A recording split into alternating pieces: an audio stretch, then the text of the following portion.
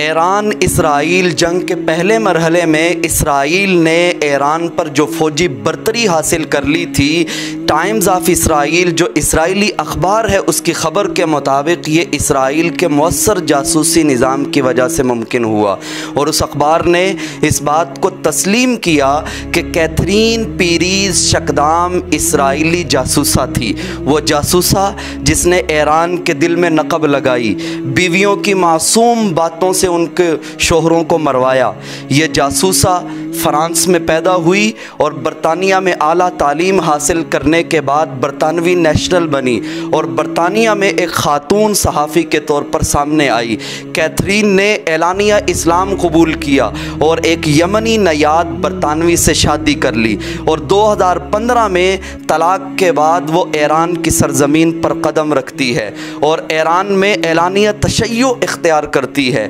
ولایت فقیہ کی حمایت کرتی ہے، انقلاب ایران کی تعریف کرتی ہے اور پھر ولایت فقیہ پر مضامین لکھنا شروع کرتی ہے۔ ایسے مضامین لکھتی ہے کہ ایران کے سپریم لیڈر آیت اللہ علی خامنائی کی ویب سائٹ پر وہ شائع ہونے لگے۔ 18 مضامین کے قریب ویب سائٹ پر اپلوڈ ہو گئے۔ ایران کے مختلف چینل انہیں ہائر کرنے لگے، ان کے مضامین کو اپنے اخبارات اور اپنے چینلوں پر جگہ دینے لگے، لیکن یہ سب محض نقاب تھے۔ اس کے پیچھے موساد کی چھپی ہوئی آنکھیں تھیں جو اندر سے ایرانی نظام کی ہر چیز کو دیکھ رہی تھی۔ یہ عام جاسوسہ کی طرح ایران میں داخل نہیں ہوئی، بلکہ ایک صحافی، لکھاری اور مفکر کے طور پر ایران میں سامنے آئی۔ اس نے سیاستدانوں سے ملاقاتیں کی، پاسداران انقلاب کے کمانڈروں سے بیٹھکیں جمائی اور اس وقت کے صدر ابراہیم رئیسی سے ملاقات کی،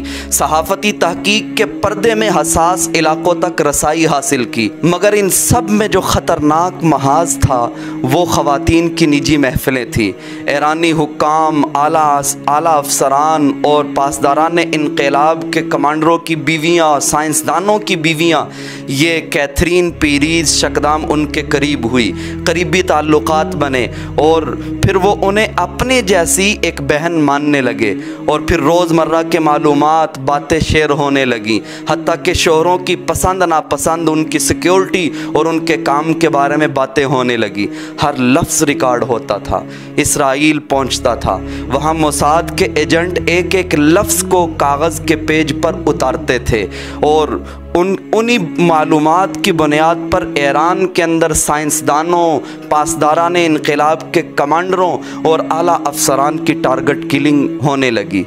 وہ کلنگز جو خواتین کی معصوم باتوں سے ممکن ہوئی۔